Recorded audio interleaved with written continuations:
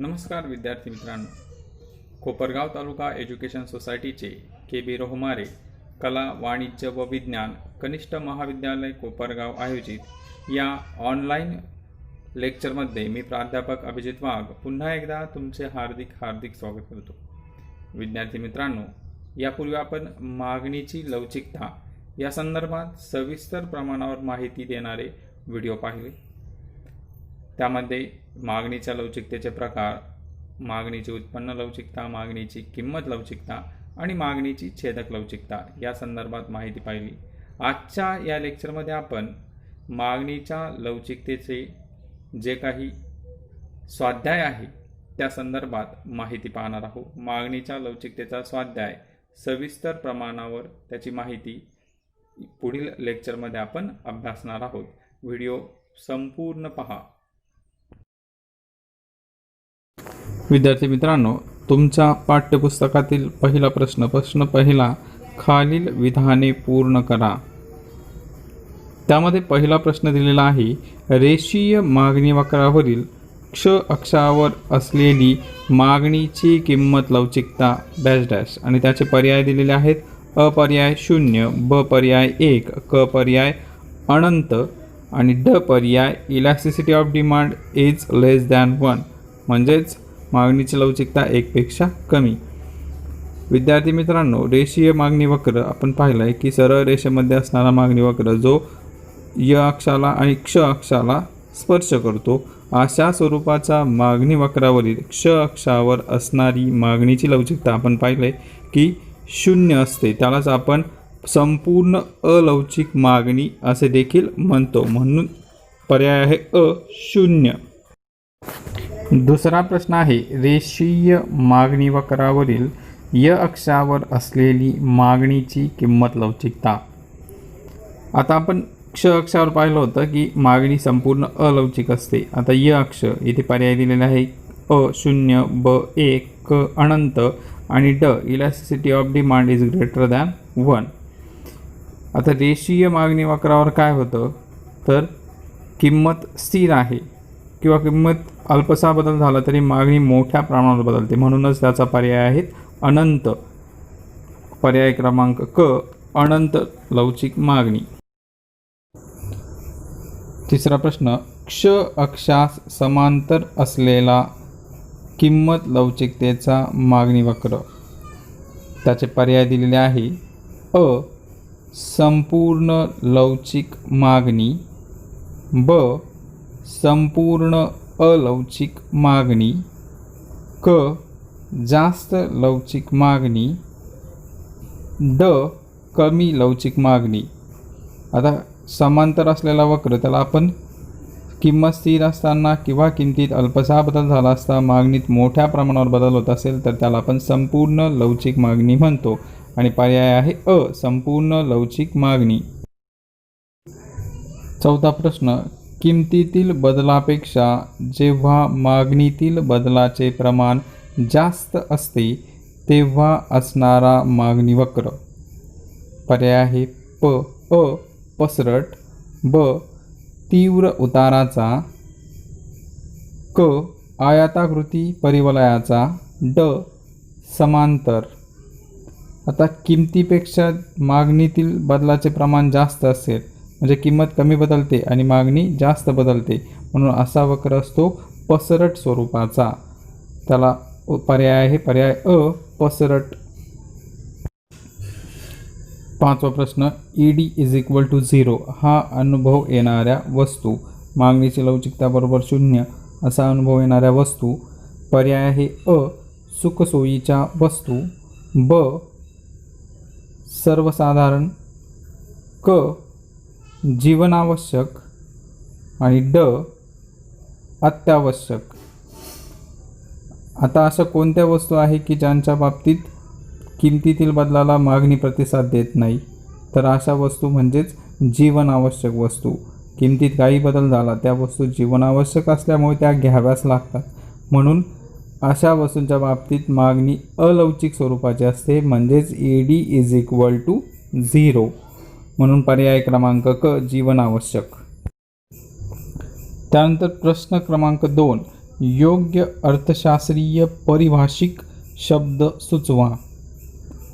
1 number, फक्त उत्पन्नातील बदलाचा परिणाम म्हणून मागणीत घडून येणारा बदल. आता उत्पन्नातील बदलाला मागणीत बदल होतो किंवा उत्पन्नात बदल झाला असता मागणीत जर बदल होत असेल तर असा लवचिकतेचा प्रकार पाहिलेला आहे मागणीची उत्पन्न लवचिकता, इन्कम इलॅस्टिसिटी ऑफ डिमांड. म्हणून येथे पर्याय आहे, उत्तर आहे मागणीची उत्पन्न लवचिकता. 9 नंबर, एका वस्तूच्या किमतीतील बदलाचा अन्य वस्तूंच्या मागणीत घडून येणाऱ्या बदलांचा परिणाम. आता एका वस्तूच्या किमतीतील बदलामुळे दुसऱ्या वस्तूच्या मागणीवर जर बदल होत असेल तर त्याला आपण क्रॉस इलॅस्टिसिटी म्हणजेच आपण त्याला म्हणतो मागणीची छेदक लवचिकता. म्हणून येथे योग्य अर्थशास्त्रीय परिभाषिक शब्द आहे मागणीची छेदक लवचिकता. मागणीच्या छेदक लवचिकतेत एका वस्तूच्या किमतीतील बदलाचा दुसऱ्या वस्तूच्या मागणीवर होणारा परिणाम आपण अभ्यासतो. 3 नंबर, किमतीतील बदलामुळे वस्तूच्या मागणीत घडून येणारा बदल. आता किमतीत बदल झाल्यास वस्तूच्या मागणीत जर बदल होत असेल तर अशा लवचिकतेचा प्रकार आपण पाहिला होता मागणीची किंमत लवचिकता, प्राइस इलॅस्टिसिटी ऑफ डिमांड. किमतीत बदल झाला, किंमत वाढली, मागणी कमी होते, किंमत कमी झाली, मागणी वाढते, हे माहिती आहे. पण किमतीतील बदलाला मागणी किती प्रमाणावर बदलली याला आपण मागणीची किंमत लवचिकता असे म्हणतो. म्हणून उत्तर आहे मागणीची किंमत लवचिकता. 4 नंबर, मागणीतील अनंत बदलांमुळे होणारी लवचिकता. अनंत म्हणजे जास्त प्रमाणावर. त्यालाच आपण किंमत स्थिर असताना किंवा किमतीत अल्पसा बदल झाला असता मागणी जर मोठ्या प्रमाणावर बदलत असेल तर अशा मागणीच्या लवचिकतेला आपण अनंत किंवा संपूर्ण लवचिक मागणी किंवा फुल्ली इलॅस्टिक डिमांड असे म्हणतो. म्हणून याचे उत्तर आहे उत्तर अनंत / संपूर्ण लवचिक मागणी, फुल्ली इलॅस्टिक डिमांड. 5 नंबर, किमतीतील शेकडा बदलाच्या प्रमाणा इतकीच वस्तूच्या मागणीत शेकडा बदल घडवणारी लवचिकता. म्हणजेच किमतीत जेवढा बदल झाला तेवढाच बदल जर मागणीत होत असेल म्हणजे किमतीतील शेकडा बदल आणि मागणीतील शेकडा बदल हा एकसारखाच असेल तर अशा प्रकारच्या लवचिकतेला आपण म्हणतो एकक लवचिक मागणी, युनिटरी इलॅस्टिक डिमांड. म्हणून उत्तर आहे एकक लवचिक मागणी. किमतीतील बदल आणि किमतीतील शेकडा बदल आणि मागणीतील शेकडा बदल यात एकसारखाच असतो. त्यानंतर प्रश्न क्रमांक 3, खालील सहसंबंध पूर्ण करा. कोरिलेशन याला आपण सहसंबंध असं म्हणतो. तर सहसंबंध तुम्हाला पूर्ण करायचा आहे. येथे प्रश्न आहे संपूर्ण लवचिक मागणी ED बरोबर अनंत, त्यापुढे 4 टिंब दिलेले आहेत आणि पुढे ब्रॅकेट दिला आहे म्हणजे ब्रॅकेटमधला शब्द ओळखायचा आहे आणि पुढे दिलेला आहे ED बरोबर 0 म्हणजेच मागणीची लवचिकता बरोबर 0 आणि मागणीची लवचिकता 0 कधी असते, कोणत्या लवचिकतेत असते, ती असते संपूर्ण अलवचिक मागणी. म्हणून उत्तर आहे संपूर्ण अलवचिक मागणी. 2 नंबर, परिवलयाचा मागणी वक्र 2 टिंब दिले इन ब्रॅकेट, परत 4 टिंब, क्ष अक्षाकडे झुकणारा तीव्र उताराचा मागणी वक्र त्याला आपण कमी लवचिक मागणी वक्र असे म्हणतो. आता परिवलयाचा म्हणजेच काय तर आरंभ बिंदूला बहिर्वक्र असणारा मागणी वक्र आणि असा मागणी वक्र आपण पाहिले की असा मागणी वक्र हा एकक लवचिक मागणीमध्ये निदर्शनास येतो. युनिटरी इलॅस्टिक डिमांड म्हणजेच किमतीतील बदलाच्या प्रमाणा इतकेच मागणीतील बदलाचे प्रमाण असेल तर त्यास आपण एकक लवचिक मागणी वक्र असे म्हणतो. 3 नंबर, सरळ रेषेतील मागणी वक्र 2 टिंब, लिनियर मागणी वक्र 4 टिंब इन ब्रॅकेट 2 टिंब, रेखीय मागणी वक्र. आता सरळ रेषेतील मागणी वक्राला लिनियर मागणी वक्र असे म्हणतात.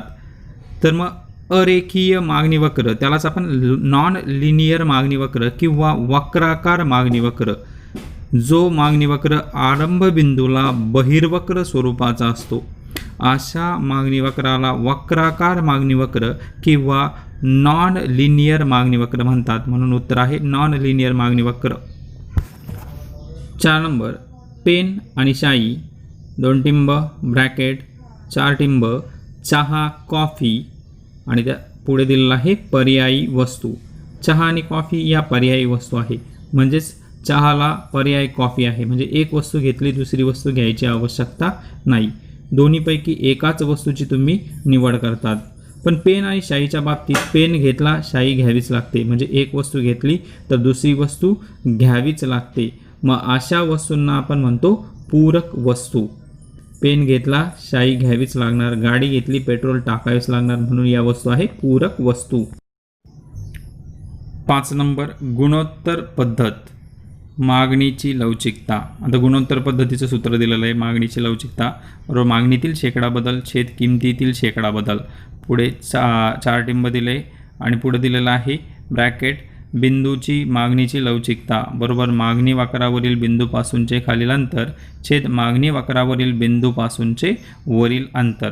मग हे सूत्र कशाचं आहे, तर हे सूत्र आहे बिंदू पद्धतीचं किंवा भूमितीय पद्धतीचं. पहिलं सूत्र पाहिलं आपण गुणोत्तर पद्धतीचं आणि दुसरं सूत्र बिंदू पद्धती, म्हणून उत्तर आहे बिंदू पद्धत किंवा भूमितीय पद्धत. त्यानंतर पुढे आहे विधाने आणि तर्क प्रश्न. यात पहिला प्रश्न आहे विधान अ, एका चलातील बदलाचा परिणाम दुसऱ्या चलावर होतो हे लवचिकता स्पष्ट करते. तर्कविधान मागणीची लवचिकता ही संकल्पना किंमत आणि इतर घटकातील मागणीवर होणाऱ्या बदलांचा परिणाम दर्शविते. किंमत आणि इतर घटक यामध्ये बदल झाला असता मागणीवर काय परिणाम होतो, म्हणजेच लक्ष द्या, एका चलातील बदलाचा परिणाम दुसऱ्या चलावर होतो हे पहिलं विधान आहे आणि किंमत आणि इतर घटक किंमत आणि इतर घटक यांचा परिणाम मागणीवर होतो हे विधान आहे. म्हणूनच पर्याय क्रमांक क, दोन्ही विधाने सत्य विधाने असून ब हे विधान अ चे योग्य स्पष्टीकरण करते. कारण की ब या विधानाच्या साहाय्याने आपण समजते की किंमत आणि इतर घटक जसे लोकसंख्या असेल, उत्पन्न असेल, आवडीनिवडी असेल, पर्यायी व पूरक वस्तूंच्या किमती असेल, या सर्वांचा परिणाम व्यक्तीच्या मागणीवर होतो. म्हणून पर्याय क्रमांक क, दोन्ही विधाने सत्य असून ब हे अ चे योग्य स्पष्टीकरण आहे. त्यानंतर पुढील प्रश्न आहे विधान अ, एका वस्तूच्या किमतीतील बदल हा अन्य वस्तूच्या मागणीत बदल घडवितो. आणि तर्कविधान ब आहे, उपभोक्त्याच्या उत्पन्नातील बदल हा वस्तूच्या मागणीत बदल घडवितो. आता पहिलं विधान जर पाहिलं आपण, एका वस्तूच्या किमतीतील बदल हा अन्य वस्तूच्या मागणीत बदल घडवितो, हे विधान आहे क्रॉस इलॅस्टिसिटी छेदक लवचिकतेचं. तर दुसरं विधान आहे उपभोक्त्याच्या उत्पन्नातील बदल हा वस्तूच्या मागणीत बदल घडवितो, म्हणजेच दुसरं विधान आहे उत्पन्न लवचिकतेचं.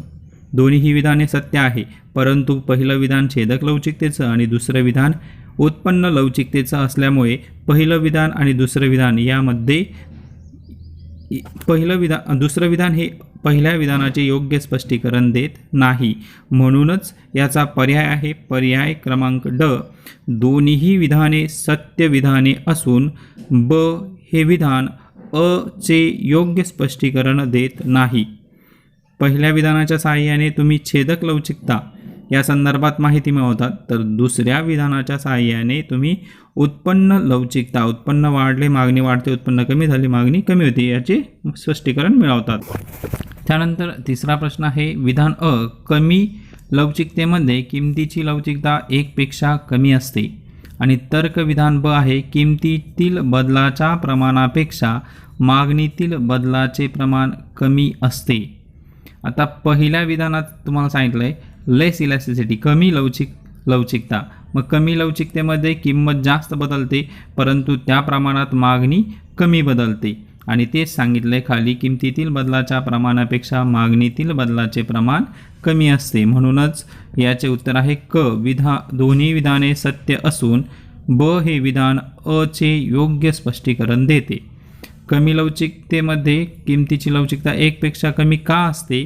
तर किमतीतील बदलाच्या प्रमाणापेक्षा मागणीतील बदलाचे प्रमाण कमी असल्या कारणामुळे कमी लवचिकतेमध्ये कमी लवचिकतेमध्ये मागणीची लवचिकता ही 1 पेक्षा कमी असते. तर अशा प्रकारे प्रश्न क्रमांक 3चे उत्तर आहे पर्याय क्रमांक क. दोन्ही विधाने सत्य विधाने असून ब हे विधान अ चे योग्य स्पष्टीकरण करते. त्यानंतर प्रश्न क्रमांक 7, खालील आकृतीचे निरीक्षण करा आणि प्रश्नांची उत्तरे लिहा. पहिला प्रश्न आहे, खालील मागणी वक्रांची लवचिकता कोणती ते सांगा. पहिल्या आकृतीत पहा, अक्षावर मागणी आणि अय अक्षावर किंमत दर्शवली आहे. म हा मागणी वक्र अय अक्षाला समांतर आहे आणि अय अक्षाला समांतर असणारा मागणी वक्र आपण पाहिलाय संपूर्ण अलवचिक मागणी वक्र. किमतीतील बदलाला मागणीकडून कुठल्याही प्रकारचा प्रतिसाद दिला जात नसेल तर अशा मागणी वक्रास आपण म्हणतो संपूर्ण अलवचिक मागणी वक्र. म्हणजे पहिल्या आकृतीत संपूर्ण अलवचिक मागणी वक्र. तर दुसऱ्या आकृतीत आहे संपूर्ण लवचिक मागणी वक्र. संपूर्ण लवचिक मागणी वक्र अक्षाला समांतर असतो. म्हणजेच किंमत स्थिर असताना किंवा किमतीत अल्पसा बदल झाला असता मागणी मोठ्या प्रमाणावर बदलत असेल तर त्यास संपूर्ण अलवचिक मागणी असे म्हणतात. त्यानंतर पुढे आहे, किमतीतील बदलाच्या प्रमाणा इतकेच मागणीतील बदलाचे प्रमाण असेल तर त्याला एकक लवचिक मागणी वक्र असे म्हणतात. म्हणून 3 नंबरच्या आकृतीत मागणी वक्र आहे एकक लवचिक मागणी वक्र. आणि 4 नंबर, किमतीतील बदलाच्या प्रमाणापेक्षा मागणीतील बदलाचे प्रमाण हे जर जास्त येत असेल तर त्यास आपण जास्त लवचिक मागणी वक्र असे म्हणतो. आणि चौथ्या आकृतीमध्ये दिलं आहे जास्त लवचिक मागणी वक्र. त्यानंतर दुसरी आकृती दिलेली आहे म हा रेषीय मागणी वक्र आहे. आकृतीच्या आधारे खालील विधाने सत्य की असत्य हे ओळखायचं आहे. आता पहा, तुम्हाला याआधी सांगितलंय की रेषीय मागणी वक्र, मग रेषीय मागणी वक्रावरील बिंदूची लवचिकता बरोबर बिंदूपासूनचे खालील अंतर छेद बिंदूपासूनचे वरील अंतर, मग त्यावरनं आपण लवचिकता मोजतो. म्हणूनच पहा, आकृतीमध्ये म या बिंदूला संपूर्ण लवचिक मागणी आहे, म1 या बिंदूला जास्त लवचिक मागणी आहे, म2 या बिंदूला एकक लवचिक मागणी आहे, म3 या बिंदूला कमी लवचिक मागणी आहे, तर म4 या बिंदूला संपूर्ण अलवचिक मागणी आहे. म्हणून आता प्रश्न दिलेला आहे पहा. पहिला प्रश्न, म3 या बिंदूवर मागणी अधिक लवचिक आहे. आता म3 हा बिंदू काय दर्शवतो आपण पाहिलंय कमी लवचिक मागणी, म्हणून पहिलं विधान आहे असत्य. म1 या बिंदूवर मागणी एकक लवचिक आहे, म1 बिंदूवर जास्त लवचिकता दर्शवते, तर हे विधानही असत्य आहे.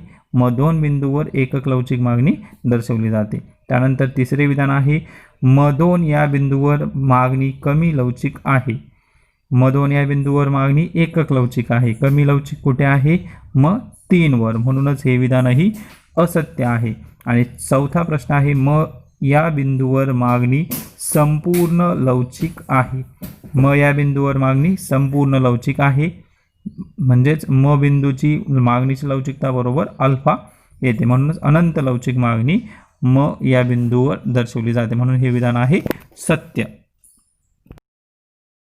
अशा प्रकारे आपण मागणीची लवचिकता, इलॅस्टिसिटी ऑफ डिमांड या प्रकरणाचा सविस्तर स्वाध्याय पाहिलेला आहे. स्वाध्यायाबद्दल काही समस्या असतील, काही प्रश्न समजले नसतील तर ते यूट्यूबच्या कमेंट बॉक्समध्ये पोस्ट करा.